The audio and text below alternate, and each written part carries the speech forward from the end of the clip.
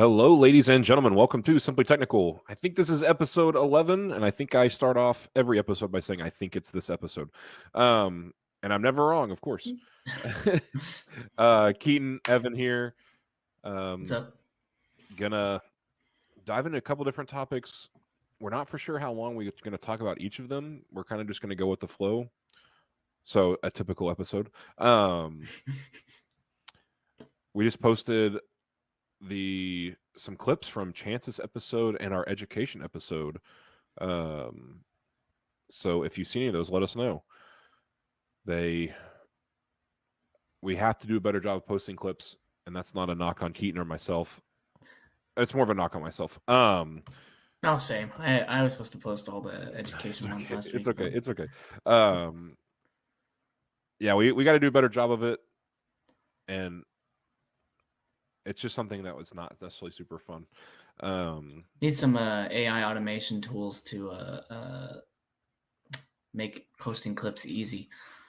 Find whoever makes an AI that can basically transcribe an episode and pick out what would be the most likely interesting, 1-minute segments.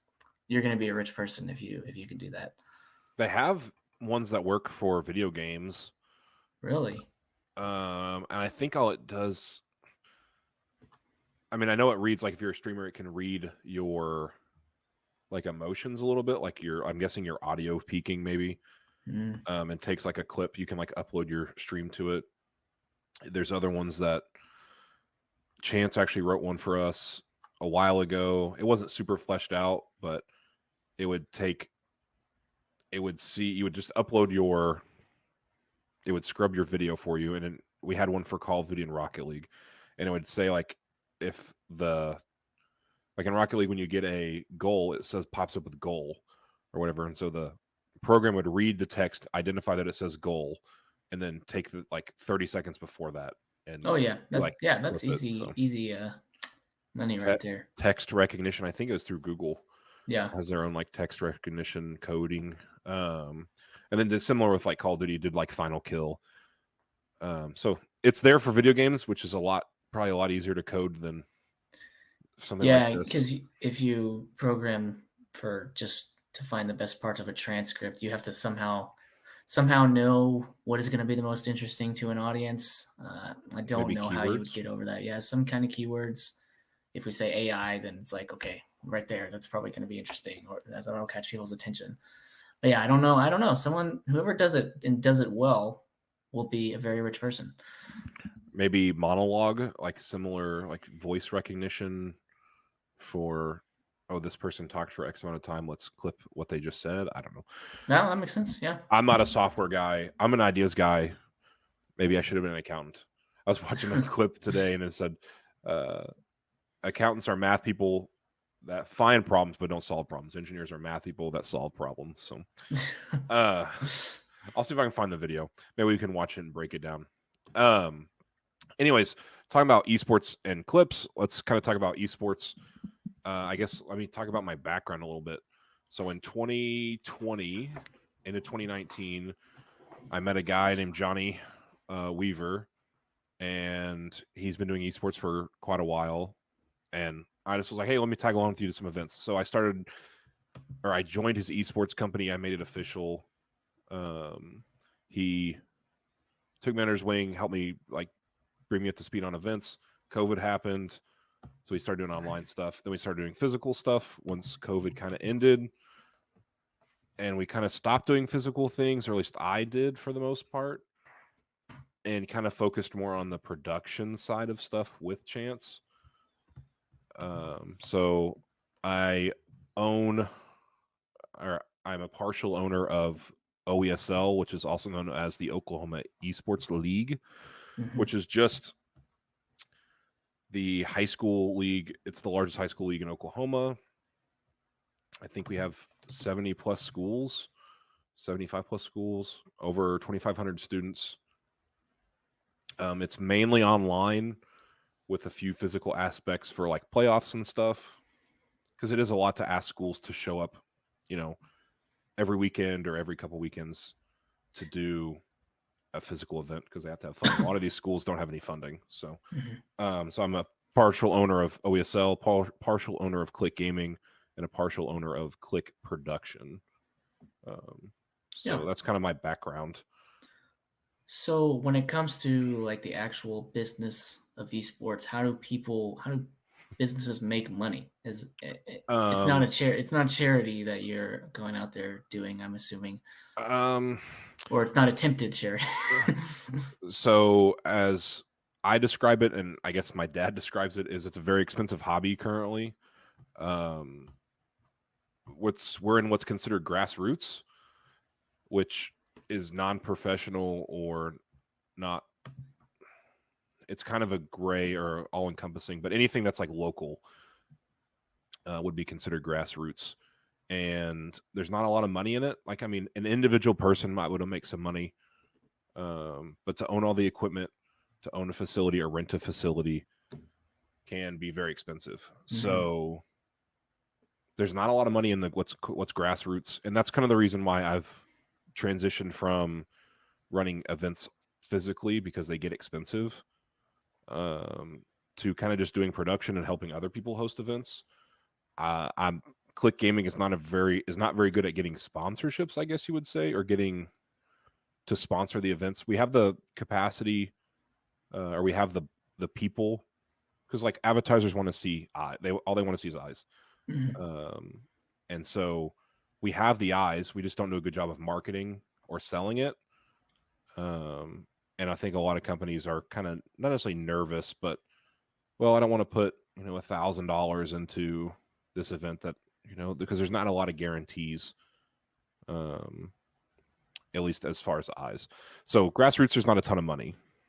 Okay, so when it comes to eyes and advertisers, is it I forget what the term is, like CPM, like is it lower than like a YouTube per 1,000 viewers advertisement, just since it's not necessarily like a loyal audience? I don't know. Probably. I don't really know what the, I guess, ROI is on a YouTube video. Mm-hmm. Now you'll get, obviously, as you get a larger brand, if you were to get like a pro team to sponsor them, or to sponsor the pro league for, like, say, Call of Duty or another esport, you're going to get more eyes, obviously, but it's going to cost you a lot more. And you're probably going to get a guaranteed number. Mm-hmm. But my opinion is that sponsorships are not long-term. Not long-term revenue. Yeah, they're not a long business model, I guess is the term. Yeah. So there's two things that I don't think are long-term business models, at least for grassroots, and that's sponsorships, because those can dry up tomorrow. If you say one event flops, your sponsorships are gone. You might want to milk them some more, I guess, but they're pretty short-term for the most part. And then making money on gamers, which is your main client, or your main.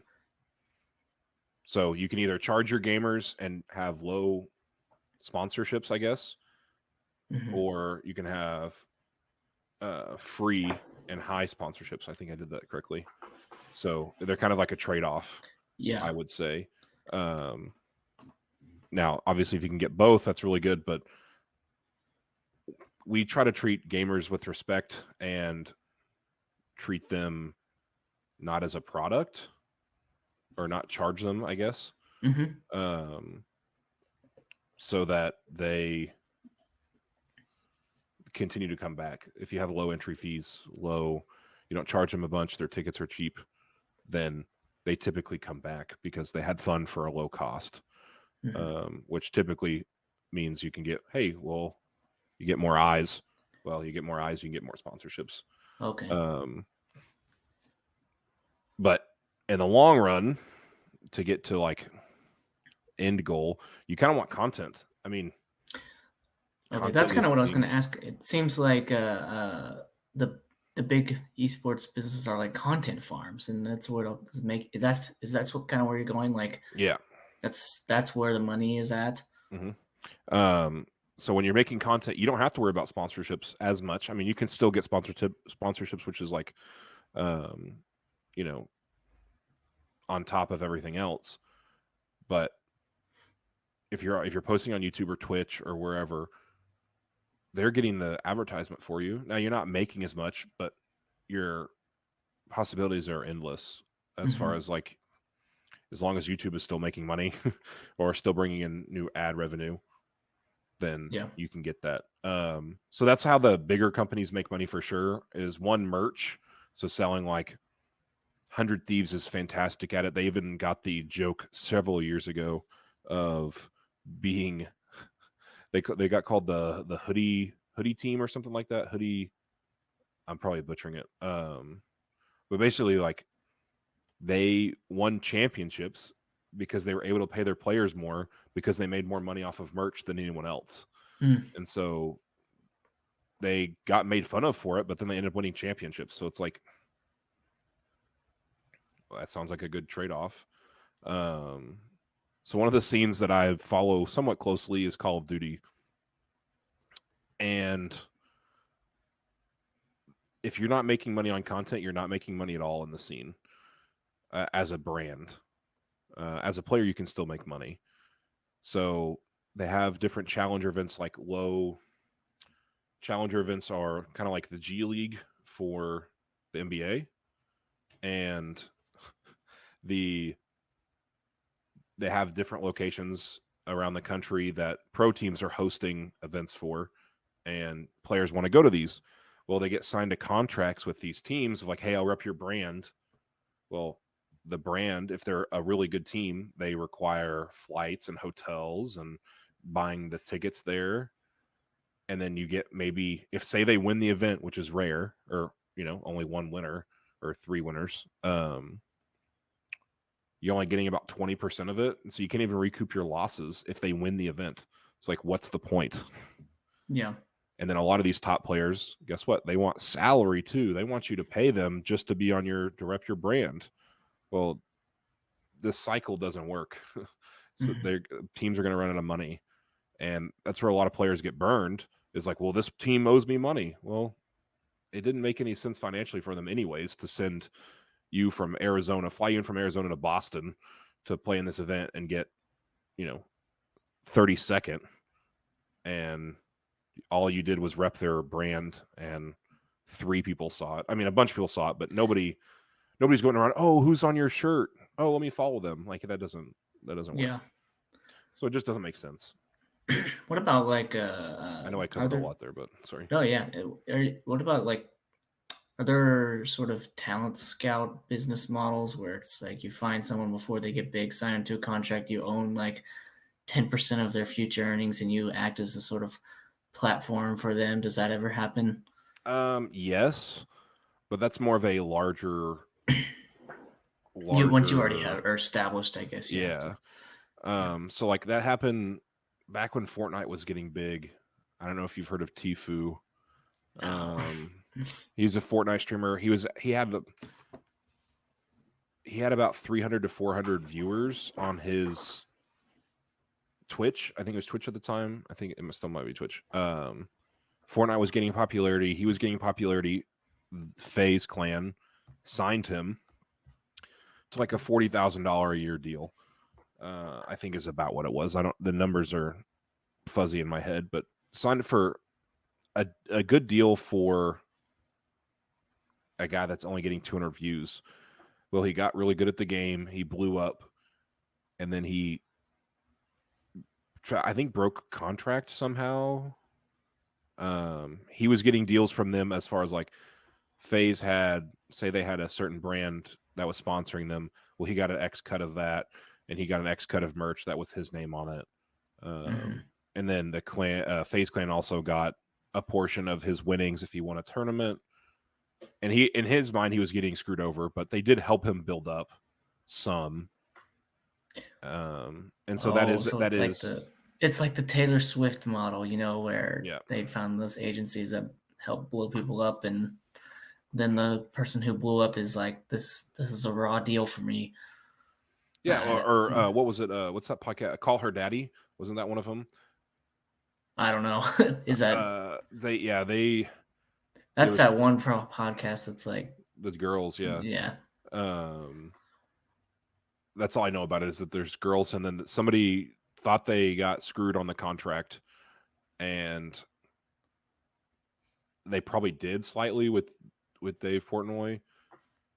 I don't think it was a horrible deal, but they thought they were getting just messed over for this because their podcast blew up, and one of them still is doing the Call Her Daddy podcast, and they got a replacement, and the other girl started her own, and I don't think she's doing as well as she thought she was going to, which in But some she cases probably, works, in some cases doesn't.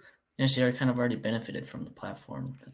It is kind of ridiculous. I mean, these people, that complain about these raw deals, they don't realize. I mean, yeah, I'm sure the deals are can be pretty bad, like, but that's the entire business model. They're taking a gamble on people to give them a platform, and then eventually one or two of them blows up. That's where they make all their money, or these businesses make all their money.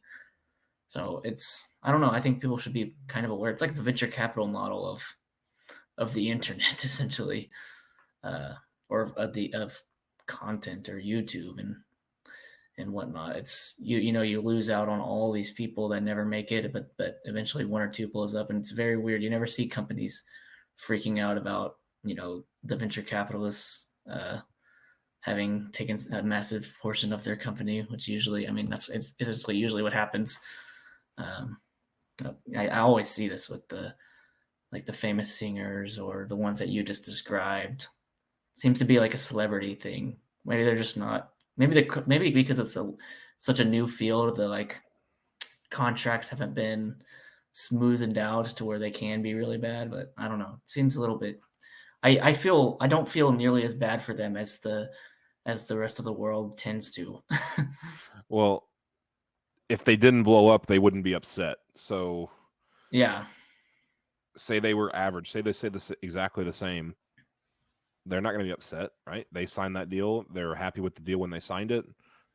They might have not read the entire thing and, messed up in that aspect of like, well, I didn't read the entire thing. I didn't realize that you were going to take, if I didn't do well, I owed you X amount of dollars. Now I know there are some like musical deals that are horrible of, well, we'll help you get into the studio and help you record and pay all this stuff. Oh, and if you don't make X amount of dollars, then you owe us this much dollars back. Like there's pretty bad deals in the music industry, Really? at least for lower tier artists. I think if you have some potential, they don't give you that. But basically, it turns into like a loan aspect of if you don't make X amount of dollars back, you owe us money. Well, that's wild. Yeah, that's like covering your downside. That's not a good model. But yeah, if the person never blew up, then they would be happy with their contract.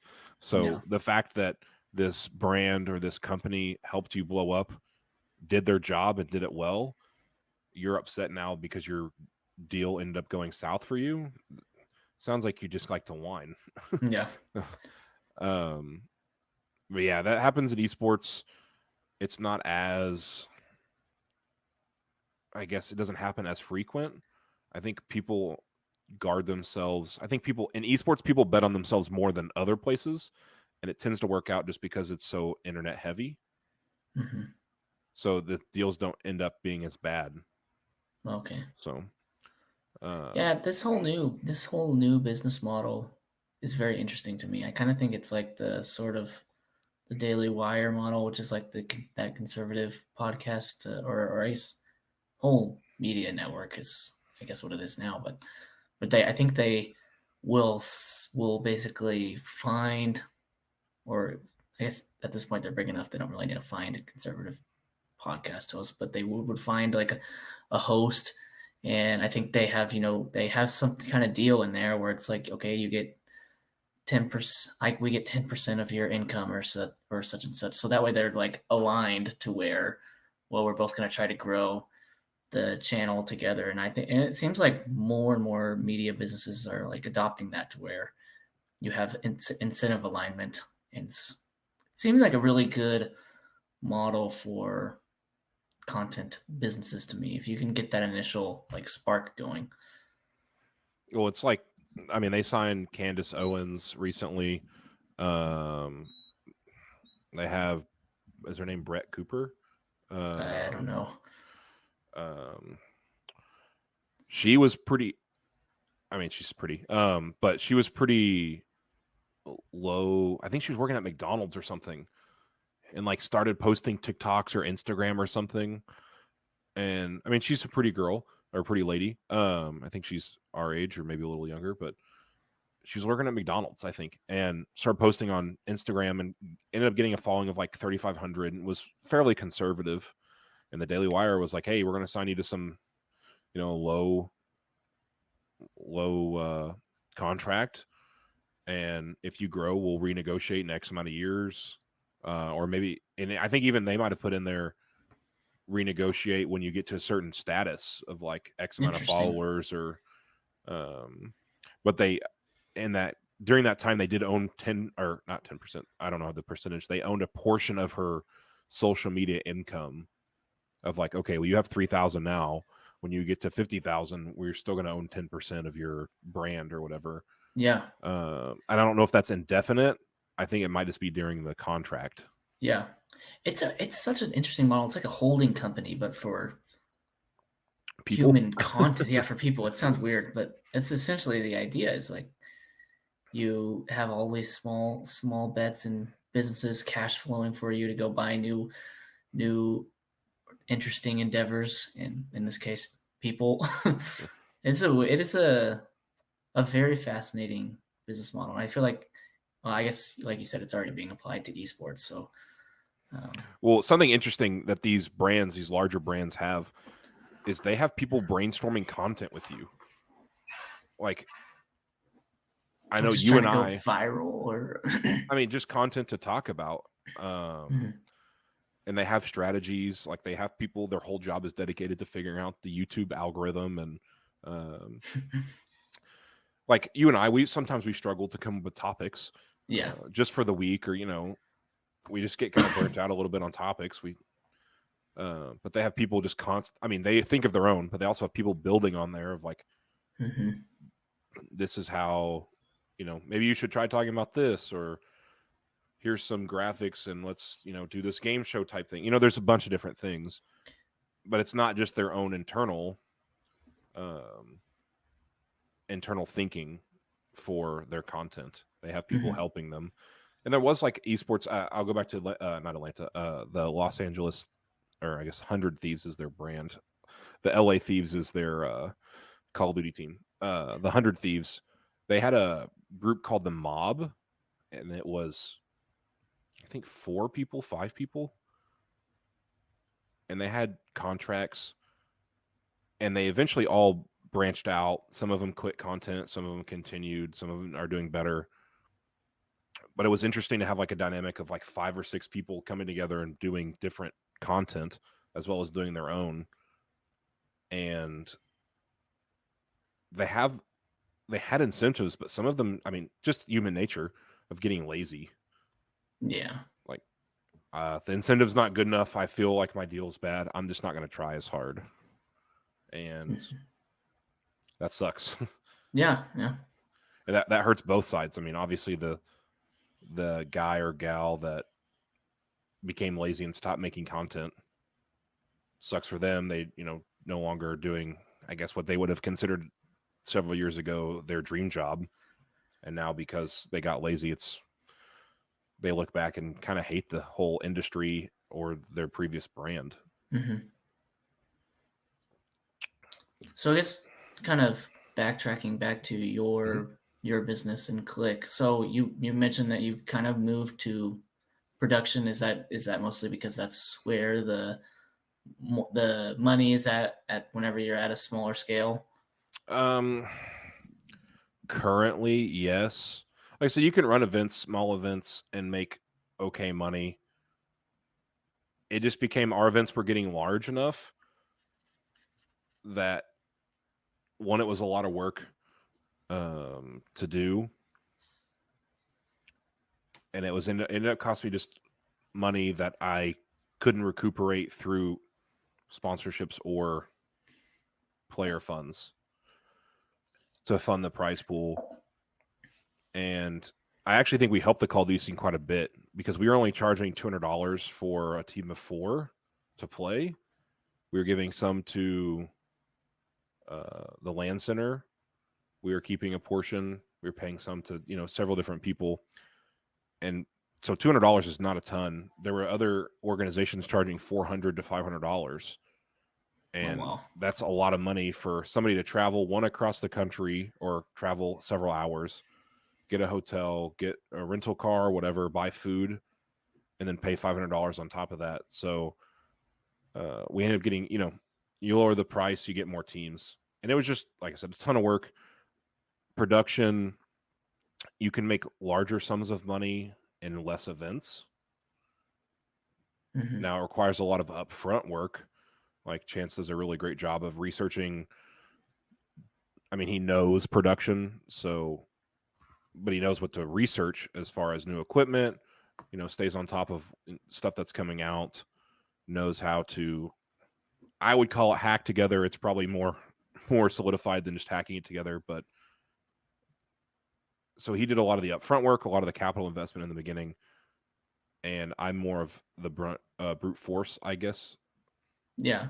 And so the potential there to make more money, I don't have to plan the event. I just have to incorporate how production is going to work with the event. And so it ends up being a little less work and higher potential for more earnings. Okay. And I mean, we could do anything from, esports is only esports. Mm-hmm. Production can be esports. It can be sporting events. It can be a conference. It can be, we're in talks with a company to do a game show. Oh, really? That's kind of cool. They originally wanted it live streamed, which were perfect for live streaming, but they wanted it recorded because it's their first time. So, take a trip up to Tulsa for the day and do a game show, like 4 or 5 sessions, a game show, pack up, go home, make a little bit of cash. And you get to say, hey, I was in this really cool thing. I did a game show. So yeah, it is pretty cool. So do you guys edit the videos and everything, or is it just the filming and setup? And so we typically try to stay towards live streaming. We're not video editors. Yeah. We can edit video like basic. But for this game show, Chance's idea was to just kind of do like a live shot. So we can record all the camera angles the whole time, but we want to do like a live switching of the cameras to give it a live feel. And then if we need to, say we misclick or we miss a shot or another angle of a camera that we have set up looks better, then we can clip that out and put in the new feed. Okay. Yeah. So that in that case, we can do the editing. It's not going to be our thought process. It's not going to be a ton of extra work to do the recording or to do the editing, but typically we don't. Yeah. You can find a guy in Fiverr to do it for $100 or something. That's fair. But we're expensive. Yeah. Not $5, $100. Yeah. So in the end, what's the ultimate goal with the company? Is it content? I mean, I don't know what the thing's going to be in the next 10 years. Other people have had this idea. As far as esports goes, I would say operating a show is probably the end goal. Yeah. Is just hosting a show. As far as like getting commercials run, we can run commercials, having TV set up for like casters or commentators, to running tournaments and then, having commentators talk over that, and then doing like an ESPN style or Sports Center style, do a top 10. There's a ton of different things to do. And the ultimate goal is to do some type of Sports Center show while we generate our own content.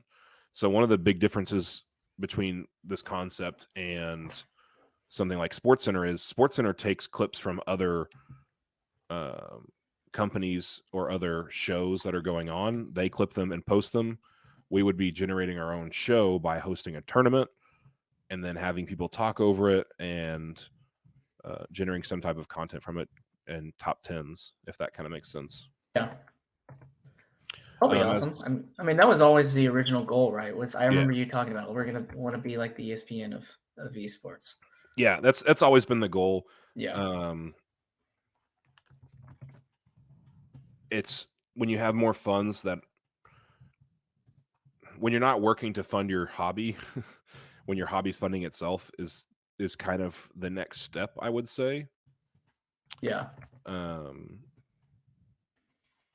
That's kind of the next step for at least esports. As far as like production wise, I think long term is to do sporting events or to do more live sporting events, Oh, okay. Yeah. to do traveling gigs for esports or conferences, whether that's locally or across the country. And then going with that and building out some type of production teams. So Hmm. people people don't make money doing services. People make money of hiring people that do the services for them. Yeah. So if I'm doing all the services, or if Chance is doing all the services, if Johnny's doing all the services, that's not a good way to make a lot of money. The goal would be more to hire, teams of people to go out and do it and have enough production gigs coming in that you can hire these people and still make money off of it. Yeah. Yeah. Because like Chance does swim meets and stuff. So he currently does them. I think if he was to get a couple more different swim meet gigs, he could end up hiring a team or 2 to 3 people to go do it themselves, Hmm. and then he doesn't have to do it anymore. Yeah. And they have more passive income, I guess. Yeah. So how are you even growing this? Like, I don't remember how you even started with the production side. Was it, you got your initial events that you guys did for yourselves, and then someone was like, "Hey, can you run this production for our event?" And it was kind of history after that. So as far as esports, we haven't done a ton of esports events that are hired. We've done several for ourselves. So in the beginning, God created in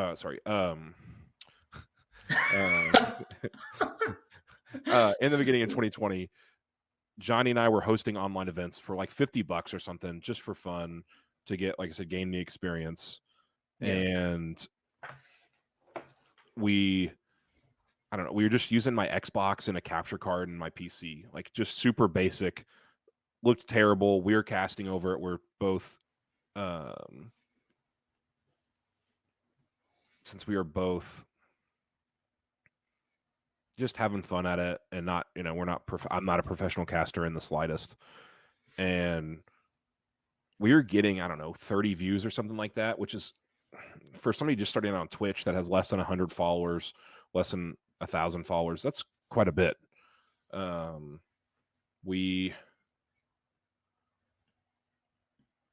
So yeah, it was quite a bit. Johnny and I were super excited about it. Johnny never really done production. He doesn't really know much about it. Well, Chance, we were roommates at the time, and Chance is like, "You guys suck at this. Let me help you." And we're like, "Okay, what do you mean?" And so he starts like hacking some stuff together, puts a little bit of money into getting some equipment. And I mean, we bumped up, the show thing had kind of, Chance and I talked about that, and kind of bumped up our production value. And it was kind of cool. And Chance is kind of a perfectionist in the fact of, okay, well, if I'm going to do this, let's do it right. So we started our LLC. He started buying some more equipment, started buying some computers. We started expanding what games we could do. We started incorporating multiple games at once, practicing. We started doing some free stuff for like Oklahoma City University, doing some stuff for them. Then we did a paid gig for them. And it kind of took off from there of like, okay, we're good at this. Yeah. Like we're not some random guy in a garage that can do it. We're like actually good and can compete with I mean, if we had a graphics designer, like a real graphics designer, I mean, we can compete with pretty much anybody besides the top people as far as esports. There's like Esports Engine. They have special code, or I think it's the API with Call of Duty. So like they have integrated stuff with them, but we can Really? almost compete with them in that. Yeah. Yeah. A lot of the big pro scene stuff, they have special builds of the game that allow them to manipulate it better. Interesting. But I mean, we can almost compete with that kind of stuff. So we got good at it. We upgraded our equipment.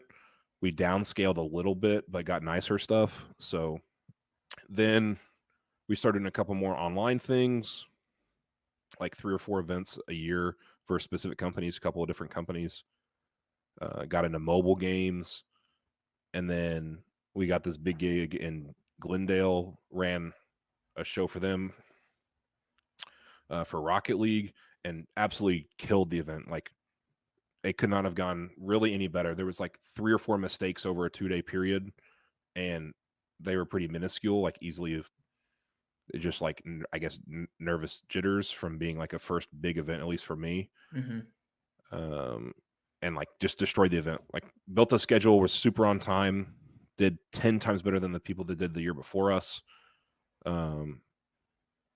Ended up making good money, and that's kind of where we are now, waiting for the next one, doing like other stuff. People have seen what we've done there, so we post on YouTube as like a promotional thing. We don't own the rights to the video, so we can't post it like publicly, but we have like promotional stuff like, hey, this is what we've done for different colleges across the country. This is the cool big in live person event we did, integrated with in-house production to take on all this graphics and stuff for the in-house stuff. And now people are, calling us saying, hey, let's book some meetings. Let's do some more stuff. We're in Colorado. Can you help us with this? We have some online stuff coming up. Like, I wouldn't say it's taken off, but we're definitely getting a lot more calls as far as like just production. Johnny has always gotten a significant amount of calls for doing his what's called tournament organization, of like organizing the bracket, making sure players are in the right spot, setting up equipment, tearing it down. So he's done. He's always gotten calls on that, and he's done a really good job, and I'm very appreciative of like, hey, not only is there this, but we also have production. Here's what we can do. And sometimes they're not interested because it's not in their budget, and there's other times that are like, oh, sure, let's have a meeting. I don't know, I'm kind of rambling. One of that's awesome. One of the cool events we did was a company here locally. I guess they're across the United States, but they have a local office. They wanted an internal esports event for their company, for their employees. And so cool. I helped like set up players like with their technical stuff, and it was online, it was all remote through Discord. But like helped them with their equipment, made sure stuff was downloaded, answered questions, and then helped them. I organized the bracket for them to do like a qualifier on like a Friday, and then a couple weeks later did another qualifier for them of like, hey, 12 teams signed up per tournament, only 4 advance into the playoff. And then Chance and I streamed the playoff for their company, and they got like some t-shirts and some like swag and stuff, and maybe some PTO, like won some PTO playing a Rocket League event. When you say PTO, what do you mean? Paid time off. Oh, yeah. And so like just cool things like that of, you see all these companies locally. I know Paycom does a bunch of stuff of like they host parties, but that's kind of going to be the next big thing, is event coordinators for certain companies or HR departments of hosting esports events for their company, because they're going to have 500 employees, and 100 of them are going to be really into Rocket League, and they're going to come call us to come set up their in-house tournament for them. Yeah, that's awesome. I remember 3.5 years ago when you were just starting, and I was arguing that esports wasn't a sport. But now look at the. It looks like you were right in the end. It's taken off. Yeah, it's taken off quite a bit. It's taken a step back here recently just because of the economy. Yeah, a bunch of esports companies laid off a bunch of people. And it's funny to think a lot of the content creators aren't the ones that went. It was the staff that support content creators. I guess I say funny. It's The not funny that admin. they got It's fired. the Yeah, admin. You know. yeah. It's not funny they got let go, Yeah. um, but the content, like I was, kind of proves the point of content's king. Content, Yeah. I mean, content people are going to stay. that's your revenue. Yeah. The Well, admin isn't. yeah. Well, in normal business, a lot of people lay off sales, Yeah, that's so that's kind of your revenue. But I guess it's slightly different in the fact that you lay off a content creator, a lot of that fan base is not going to be related to your brand anymore. mhm. If you lay off salespeople at a company, I guess another salesperson just absorbs their clients. Yeah. So I guess it's not exactly the same, but it's a little the same, I guess. Yeah. Yeah. Um, do you have any questions about other stuff about esports? No, I think we hit most of the things I wanted to. Did you have anything else you wanted to talk about with the click and esports in general? I kind of hit most of it. I will say esports, I think, is in a weird place as far as like what games are available right now, because it is so heavily dependent on what is available out there. Um, Call of Duty's kind of gone down the drain, at least as far as non-casual players, I guess, which you can make the argument that your casual players are your money makers. They're the people that Yeah. buy skins. They're the people that invest days into your game, but don't really care that there's bugs. So I That's think it's me. in a weird spot, and I don't know if it's just me. It Yeah. could just be me of like, well, I don't really like a lot of the games that are out there. We could talk about cheating. I think we talked about that before, or It at does least I've seem talked. like I always see on TikTok on the few game videos I have, and a lot of them seem to have like mods and cheating. Yeah, and that's just the issue with free to play. Free to play Yeah. gets you more money from your casuals because you have a larger casual base. But when there's cheaters all the time, it upsets people. So it's kind of like a catch-22. I think I was talking to Chance. Chance and I have quite a few deep discussions just about business and different things. Mhm. And one of the things we talked about was cheating. And I think I was arguing that they need to do something, like they need to get rid of all the cheaters because it's hurting the game. Chance is like, they're never going to be able to get rid of all the cheaters. Like that's impossible, because when you get rid of some cheaters, you might hurt your base. Overwatch 2 came out with you have to have a cell phone connected to your account, and it had to be a legitimate like contract Yeah. based plan. It couldn't be a prepaid phone. It couldn't be a Google Voice phone. Well, guess what? That hurt our schools and our high school stuff like quite a bit. Yeah. Of like, well, some students, their parents buy them prepaid phone, so they can't use their own account. Well, now the school has to buy X amount of phones, like phone plans, Oh, to be that's able to make crazy. accounts. Oh yeah. That's Then there's the other side of it of, okay, well now you have less cheaters, but I have less fan base. Like, and then it hurts us. Like, we can't have 12 accounts because when there's free games, we make accounts that we know the passwords to help when kids don't remember their password and don't, because you can get, it's very common to get locked out of a server because you failed Yeah. login too many times, and it kicks Yeah. everybody. So like we try to avoid that by having our own Multiple. accounts that we know the password to. Mhm. And now it's a little inconvenience to some of the students, but it's better than the event. Like for instance, on battle.net for PC, if you get, I think we call it land block or something like that, IP block, I think is what it's called. You have to wait an hour and a half before you can play again, and that's an hour and a half of LAN time that nobody gets Gosh. to play those games. Yeah. As far as cheaters, the only companies that I know that do a good job of it is Riot, which makes Valorant and League of Legends. Mhm. So yeah, Call of Duty just doesn't do a good job of it. Apex is struggling with it right now too. I just saw a tweet that said, a hacker in Apex makes you reload every other shot. You have to reload, like it's a hack in the What? game. And so he's just like going around, eliminating everybody, and you can't shoot him back You because can't you're do reloading. anything. Yeah. Yeah. So That's wild. it's like, I mean, that's like game breaking, which is horrible. So I don't know if you can ever get rid of it. I don't know if I finished my story. I don't know if you can ever get rid of cheaters. I feel like you can't, because the programming and everything just gets better and better. People get more skilled. They'll always find a way around it. It seems like. Will you always be able to data mine? I mean, you have to download the file on your computer, so you'll always be able to data mine what's going on in the background, and Yep. you just do that and manipulate the code or manipulate your code to get around it. So, yeah, it's kind of awesome, but also it sucks at the same time. I mean, if it's like a private thing, like a private match, or I guess even private matches, you have like for Call of Duty, you do a private match to play against the other teams as far as tournaments.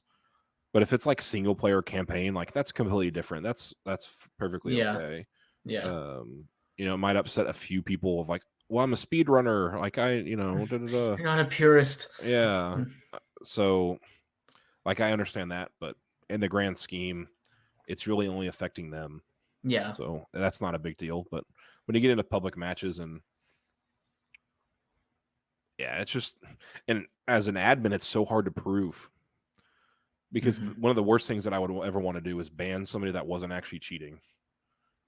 So like, yeah, that's true. And it's hard enough for even players to get proof.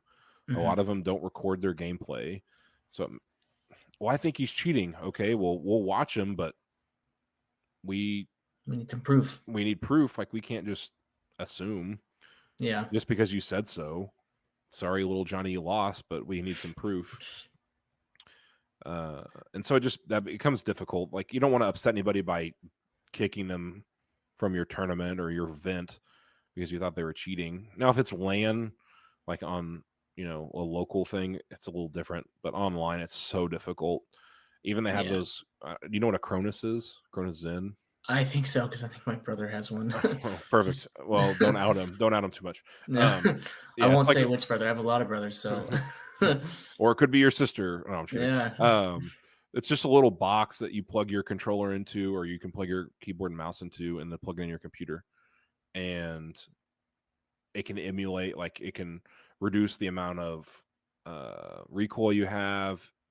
I don't think it can track. I don't think it can cheat that way, but it might help you with some more aim assist. I know that there's some where you could plug a keyboard into it and it would give you aim assist like you have a controller when you're on mouse and keyboard, which would be obviously super broken. Yeah.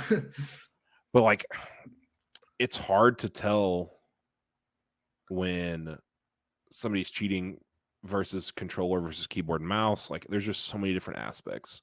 Yeah. It's just so difficult to tell, because I mean, I try to live by you're innocent until proven guilty, not you're guilty until proven innocent. So it's just a tough spot for admin to be in. Yeah, that's fair. And I always get flack for it from everybody I know, but it is what it is. It is what it is. I did think of a funny question related to esports. We were playing Warzone. My family, the only time I ever really play Xbox is always with my family. And so it's like my dad, my brothers, my uncle, and cousins. We all play together, full team, full squad. We usually have to split up into two full squads if we're playing Warzone. I was like, or one of them was like, why don't we just start a family stream YouTube or something? I feel like no one does that.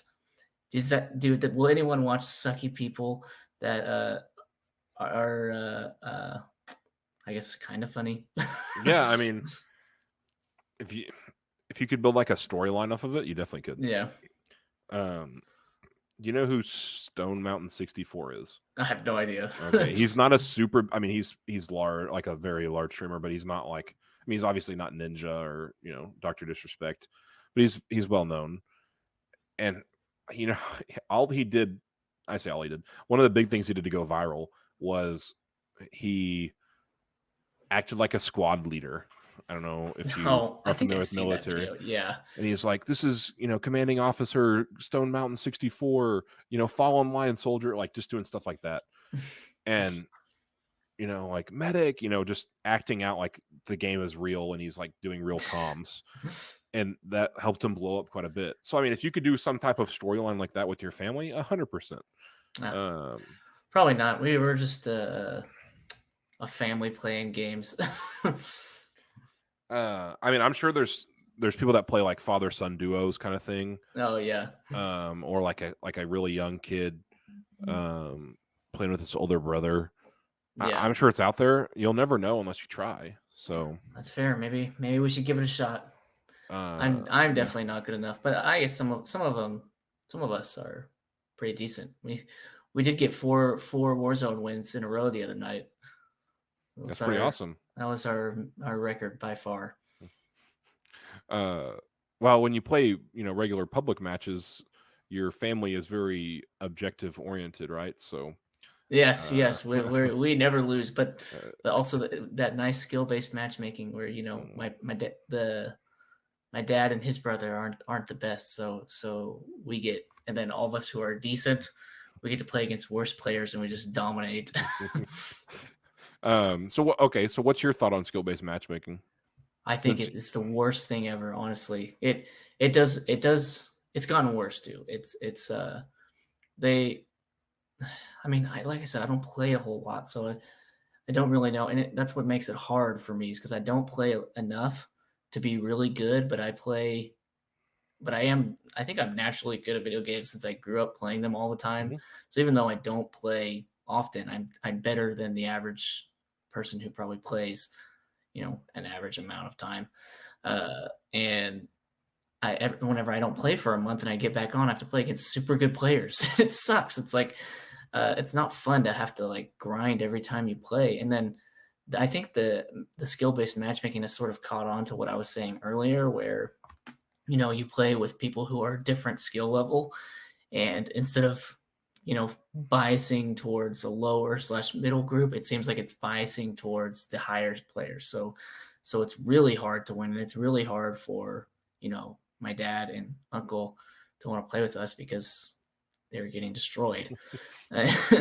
So yeah, I think it's gotten really bad, and Warzone was the worst of it. And I was actually gonna ask you this after the podcast, but I'll just do it now.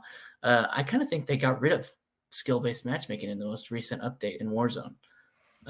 Because here's why I'll say that, or at least they've really loosened it. Because my first ever game on Warzone with the new Call of Duty, I won, and I don't think I won again for like 3 weeks after that. And because like that first one took me up to like some massive skill, and I was just getting destroyed. And I was playing with my family who were all different skill levels, and they're getting destroyed. And then recently with the new update, it seems like our family wins half of the games.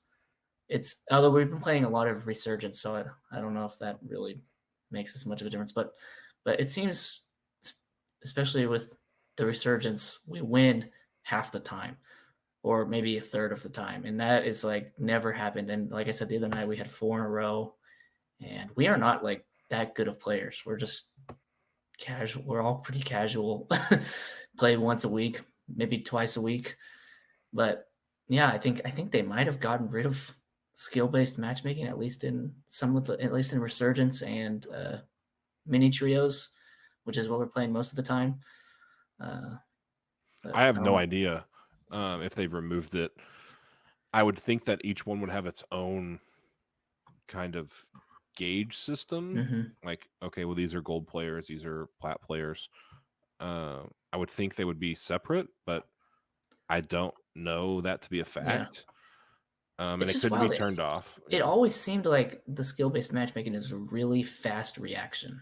Like, you dominate for 3 games in a row, and then you find yourself playing in another league of players, and you get back to a 1.0 KD ratio, and that's where it decides, okay, this is where you stay. And we've been playing the new since the new update. Friday nights and Saturday nights for the last 3 weeks, and we just keep winning, and it doesn't seem to be bumping us up into another bracket. So I have no idea. I don't know. It's a weird thing because I definitely don't think we're a lot better than we were 3 weeks ago. Well, and it could be that Call of Duty's feeling the effects of people not playing as much. Mhm. Because this current Call of Duty Warzone was supposed to be, or Modern Warfare 2, was supposed to be a 2-year Call of Duty. I don't know if you knew that. Oh, But really? yeah, so they last year it was Cold War. So they have 3 different companies, and they have a couple that assist. So they have Infinity Ward, they have Treyarch, and they have Sledgehammer.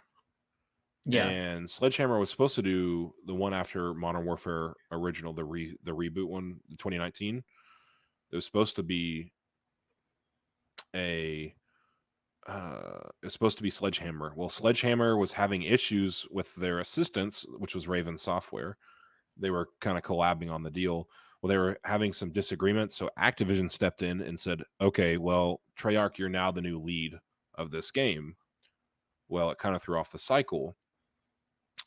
And then Vanguard was Sledgehammer again, and that was even worse.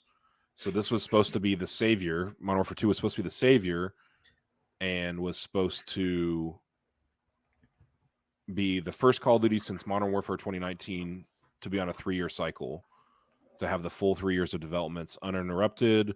So it's supposed to be the savior. Well, it hasn't been that. And they said, okay, well, since this one's been on a 3-year cycle, we're going to wait a year so that I think it's Treyarch, or it's either Treyarch or Sledgehammer, for Call of Duty 2024. So they'd have, a little bit longer, and this one would stay on top for 2 years. Well, it's been doing so bad that they've almost basically announced that they're going to release a Call of Duty this year. And Oh, really? they don't even know, like, there's not really been any leaks about it. Usually about this time they start leaking things. Yeah. And then the main leak is that there's a Call of Duty under development called Call of Duty 2023. So they're kind of like, people are worried about it because this one's bad, and they can only imagine how bad the next one's going to be with only a year of development. Yikes. So, Yikes. so I think they're feeling the effects, and they're going to try and squeeze as much money out of the Call of Duty brand as much as possible. Yeah. It seems like there's a lot of room for a new big time multiplayer shooter to step in this next few years, because it's just kind of the same things over and over again that are the big ones. Yeah, I mean, it's a struggle. I mean, there's a couple out there. I'd have to look at them. I think one's called the Defiant X. I think it's what it's called, X Defiant, and it's I've heard it has a very similar feel as Call of Duty, but it is better, or feels better. Interesting. Well, they need to do better names. The names kind of sucks. Yeah. Well, you can't call it Call of Booty. Yeah. So, yeah, Call of Duty is definitely in a very tough spot. I did not realize that. I mean, I haven't really liked the Call of Duty since Modern Warfare 2019. Yeah, I had a lot of fun with that, especially during COVID. But they haven't. Yeah, it hasn't been. I would say the last 3 weeks have been the most fun I've had on Call of Duty since COVID. Just because I've been winning all the time. Well, and if they really did take out skill-based matchmaking, I mean, that's a big deal. I guess my opinion on skill-based matchmaking is there's a place for it. I think there should be a little bit. I mean, if I'm going against a guy, what we call Christmas noobs, if I'm going against a guy or a girl that's played for, 5 hours, and I've played for 40 days or whatever, a ton of time, yeah, it's not really fair for that person. Now, granted, you do have to go against people that are better than you to get better at the game, but what about, instead of skill-based matchmaking, time played based matchmaking? Yeah, I mean, that would probably it'd probably be better.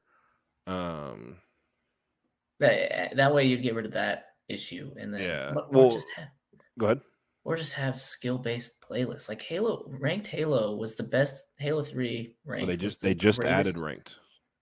Oh, really? They just added ranked to Modern But Warfare it but regular. it makes no freaking difference if I'm gonna go play in an un and if I'm gonna go play in a casual playlist, I'm still playing against people who are just as good or better than me.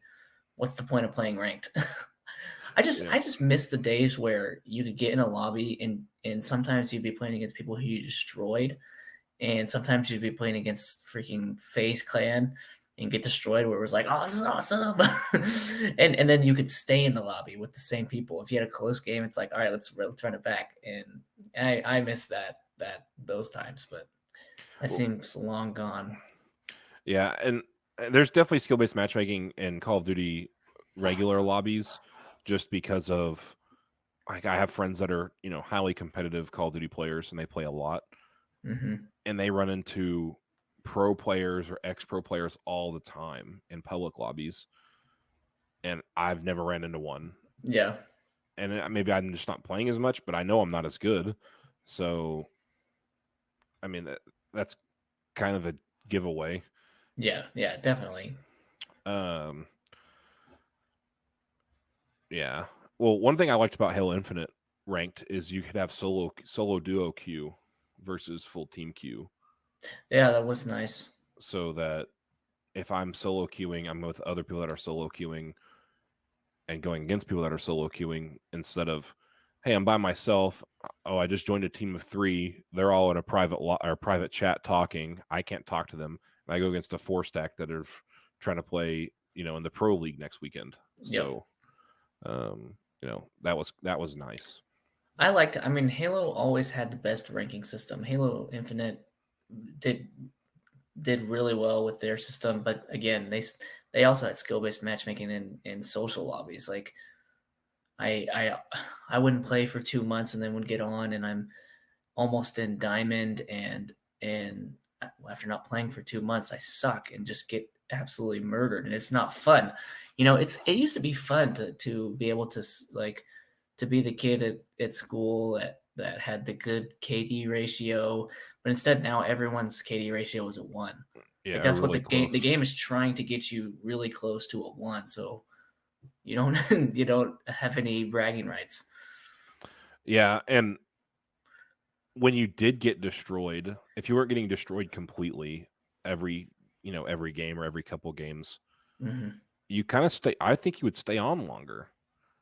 Oh, Like, yeah, I okay, I just won 100% think 4 so. games in a row, and I just played this game, and I went against the guys that were way better, and we had a close game, or okay, well, I lost one because there's a fine line. I've talked to my old boss about this.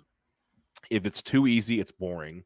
If it's too challenging, then it's or if you're losing all the time, it's too challenging and you're not having any fun, so you get off. Yep. So like there's a very good mixture there that you have to achieve. And being at 1.0 kill to death or a limb to death is not having a good time because you No. don't feel like you're being successful. Yeah, yeah. I just don't Uh know why every single game decided to coalesce around this because one game did it. Like, did the data actually say that it was better, or was it just the fact that it was Modern Warfare and was a good game that during COVID. during COVID, good game, and the first good one in a long time, I think. Uh, and I think they might have been fooled by the randomness of of the increase in player retention during that The perfect storm. time. Yeah. Yes. Yeah, I mean you had people sitting at home for 3 months or 2 months not doing Yeah. anything. Okay, well they're going to play Call of Duty and Warzone for 12 hours a day because they have nothing else to do. They're getting uh, unemployment checks, so what does it matter? Yeah. I mean, I don't understand because Fortnite didn't have skill based, and it They became the added it biggest game. though.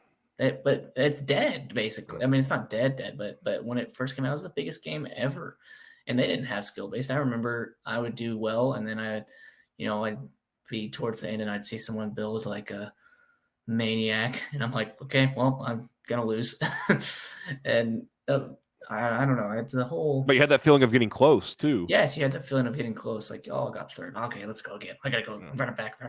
Can't end on a loss. Yeah. I didn't. There was also the I died off rip. I probably shouldn't challenge like that kind of thing. Yeah. So yeah. But they also added bots. They added bots to their lobbies. It's so weird. It's so weird.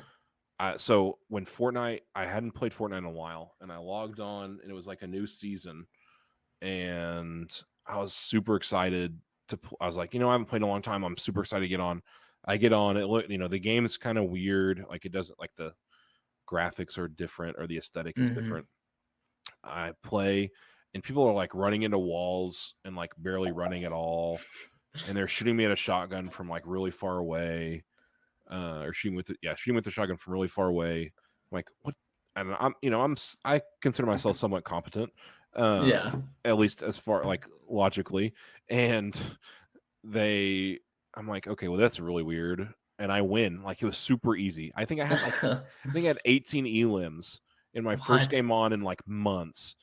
And I'm like, what the freak is going on? And so I look it up, and it's like, oh, they added bots. Your first game is literally 98% bots. I'm like, that's so crazy. I'm like, that's so crazy. I mean, I felt good that I got 18, but at the same time, I'm like second guessing myself of like, this was too easy. What's going on here? So yeah, I don't know. They got to figure it out, or their games are going to die, and something else is going to have to take its place. I just don't understand why there's like not set playlists. Like that's your test you run. That's your experiment right there. Just which one's more popular? Which one do people end up playing more? Yeah. And it wouldn't actually hurt the game's at a bad spot already. You can't get too much worse without the game actually dying. So yeah, that's why I kind of think they might have gotten rid of it, at least in Wars. I just cannot explain winning over and over and over again. And I don't think we're playing against bots. I mean, everyone feels real. I know what the bots look like, so. Yeah, have you guys played DMZ at all? No. Okay. It's kind of fun. I've played a couple games. It's That's all bots, isn't it? It's different. No, there are real players. Oh, okay. Majority of the players in the lobby are bots, but it's obvious that they're bots. It's not like like Fortnite was, you would drop in with 100 people, and like I said, like 95 of them were bots, and they were going against you. The bots in DMZ are like campaign bots. Like they just patrol areas. Oh yeah. And drop loot and stuff. They're not you can eliminate them and it counts towards your elims. It's you eliminate them and they drop loot and you're just using them to take over an area kind of thing. Yeah. So it's just like a completely different vibe for that. And all you do is gather loot and then extract. You can get certain blueprints and stuff from it. It's kind of fun. Proximity chat makes it fun. I don't know if you've dealt with any proximity chat in Warzone. That is a fun addition. So do you have any more you want to discuss on this? I think I've hit everything. Yeah. Okay.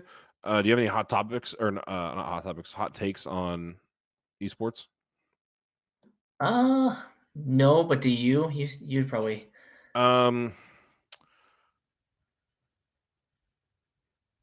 I think the purge is not over as far as purge of employees. The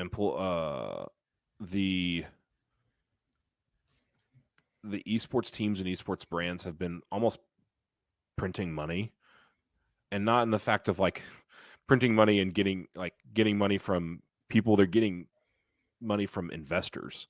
Like people are investing a ton of money in esports, and so they've been printing money like crazy, getting bloated, and now the reckoning, I guess, is that the term is coming, and they've already slimmed off some of the fat off of it, but I think more is going to come. Call of Duty is going to be in a bad spot. They asked for $25 million for somebody to join their league, and now you don't have to do that all in one lump sum, but one of the teams just dropped out. Like, so yeah, it's going to be in a bad spot. Yikes. So was esports a zero interest rate phenomenon? I guess. um, Call of Duty is going to have to go back to the CWL, the Call of Duty World League. So their business model currently is they have branded esports teams in cities. So they have like Los Angeles Thieves, Atlanta FaZe. It's not the Dallas Empire anymore. It's Optic Texas. So they have like esports brands associated with different cities, like normal traditional sports. I really like that, but the issue that they're running into is kids don't have as much aspiration to join the league anymore, and it's a lot tougher. You have to become on a pro team. In the past, you could challenge pro teams in regular LAN competitions that you went to. So you went to, so say Dallas was hosting a CWL event. Well, the pro teams would travel there. You had local people traveling to the event and playing against pro teams and against each other to try to get into this final bracket and play for these top spots. And so you like actually had a shot of quote unquote becoming a pro without being signed to a pro team. Yeah. And so just like you just had like felt like a better chance to get in. And that went away when they went to these city branded teams. And so now the only way to do it is through challengers, and challengers is it's just in a weird spot. So I think they go back to that, not this year, but the year after. That's my prediction. A similar model. It might not be called the CWL because I don't even know if they own that brand anymore, that title, but it might be called something else. Or they could have continue to have the same style they have now, but allow some type of challenger events to coincide with, okay, if you win the challenger events, if you're the top 4 teams, you get to join our the pro circuit, or for this match or something. So like you have a shot of being on main stage and being against these top pros. You remember the guy at OC, Fastballa? I think I talked about him before. I think so, yeah. He was in that CWL stuff, and that's how he becomes so popular. Is he almost took down the Optic Dynasty, which was like arguably the greatest team of all time. And so he like had a shot at that. I mean, they were literally one elimination away from doing it. And he was the last elimination. He lost it for his team as 1v1. But like, you don't have those moments anymore because they don't get those shots. So yeah. So people have been asking for it for years. I don't think it's this year. It might not be next year, but my guess is next year. They're going to have to change the model to get people more inspired to be at the events and to feel like they have a shot at becoming pro. So makes sense. That's my hot take for Call of Duty. Hopefully, my wish is that high school stuff is going to take off some more. Yeah. Play versus is a terrible model. I could talk for days about high school esports. But I'll end here. I guess this has been Simply Technical. Thank you guys so much for watching. Like, subscribe, comment, and check out for our Reels, Shorts, and TikToks. See ya. See you.